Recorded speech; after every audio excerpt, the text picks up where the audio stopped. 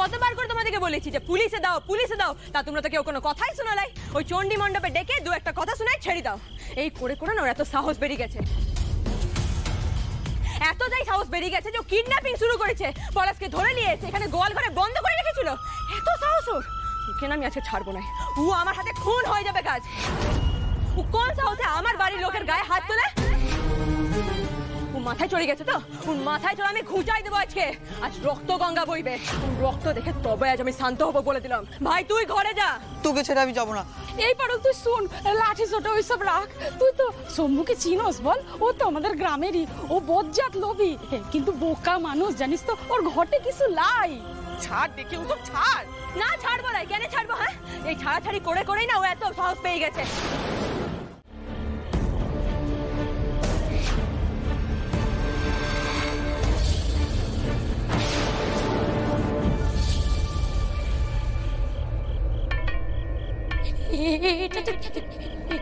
কইলে পারুল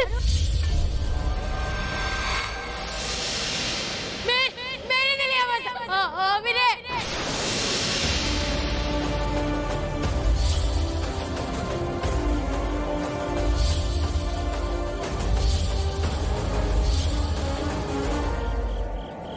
তোমার কি মাথা খারাপ হয়ে গেছে নাকি বৌদি?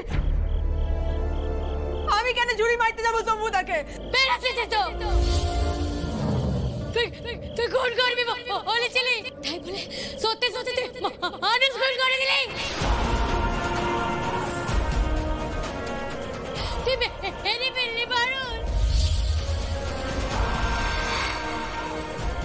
আমার দাবিটারে পারুল মেরে ফেললো গো, পারুল মেরে ফেললো।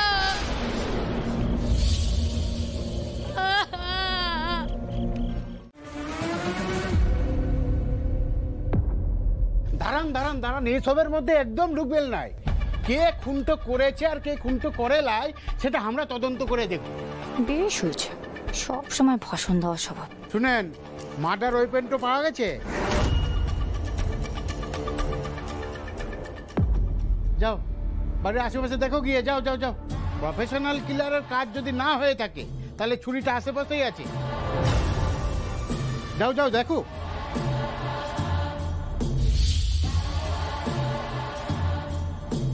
এবার আপনি বলুন তো, হাতে লাঠিটো নিয়ে এখানে কি করতে এসেছেন? শম্ভুদা কয়েকদিন ধরে আমাদের সাথে বড় ঝামেলা করছিল গো, অনেক দিন ধরে আমাদেরকে ডিস্টার্ব করছিল। তাই কাল আবার আমাদের ঘরে এসে ঝামেলা করে আমার বাবার গায়ে হাত অবধি তুলেছিল। হ্যাঁ স্যার, আমরা তখন ওখানেই ছিলাম। আর ও ওখানেই থেমে থাকে লাই। আজ আবার আমার ভাই পলাশকে কিডন্যাপ করে নিয়ে গিয়ে মুখোজিদের গলায় আটকায় রেখেছিল।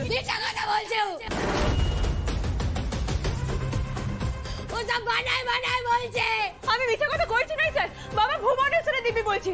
আমার ভাইকে যখন আটকায় রাখা হয়েছিল ও আমাকে ফোন করে সবটা বলেছিল, আর ওর লিগে আমি ভাইকে বাঁচাইনি। এক মিনিট কি আবার কেমন কিডন্যাপ?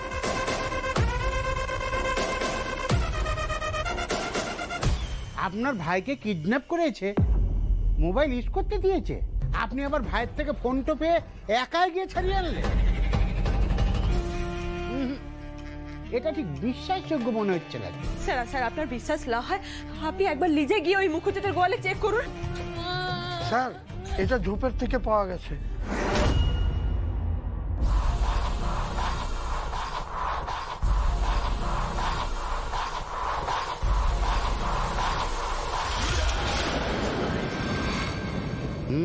ব্লাড স্পট দেখে তো মনে হচ্ছে মার্ডার ওয়েপন এইটাই।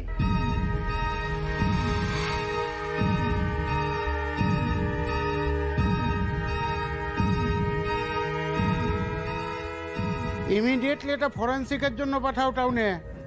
এর ব্লাড স্যাম্পল ভিকটিমের সাথে ম্যাচ করছে কিনা আর ওয়েপেনে কার ফিঙ্গারপ্রিন্ট পাওয়া যাচ্ছে সেটা বার করে ফরেন্সিককে রিপোর্টটা পাঠাতে বলো। আর বডিটা পোস্টমর্টমের জন্য নিয়ে যাওয়ার ব্যবস্থা করো। লাও যাও। Okay sir. ঘটনার আগে বা পরে যারা এখানে এসছেন তারা সবাই থানায় গিয়ে ফিঙ্গারপ্রিন্টও দিয়ে আসবেন। ছুরির বাটের ফিঙ্গারপ্রিন্টের সাথে সেটা মিলিয়ে দেখা হবে।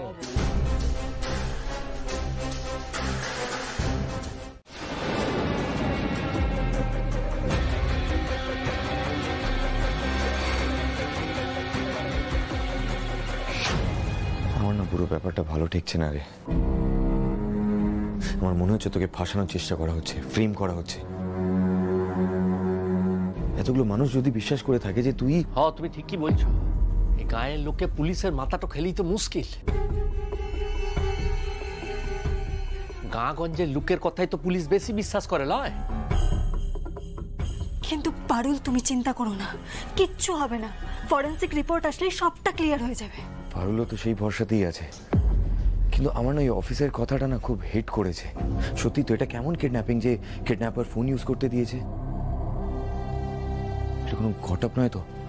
পারুলকে এতটা রাগিয়ে কেউ এখানে নিয়ে আসেনি তো, যাতে ডেড বডির সাথে প্রথমে ওকেই দেখা যায়? আমার মনে হচ্ছে তোর সাথে না কোনো চক্রান্ত করা হচ্ছে পারুল।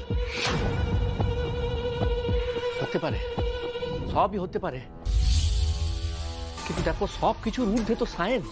ওই মার্ডার ওয়েপনটাতে বুনের তো আর ফিঙ্গারপ্রিন্ট আসবে নাই, তুই তো আর ছুরিটা ধরে নাই। তাই ফরেনসিক রিপোর্টটাই আমাদের একমাত্র ভরসা। রায়ান, আমার মনে হয় তুই ঠিক কথাই বলছিস। আমার না মনটা বড় কু গাইছে রে। কিছু একটা তো ঠিক হচ্ছে নাই। রথের দিন গায়ে রক্ত বইল, এই 2 দিনের মধ্যে 2 জনের মৃত্যু ঘটল। আমার মনে হয়েছে আমাদের উপর একটা বড় বিপদ আসতে চলেছে, খুব বড় বিপদ।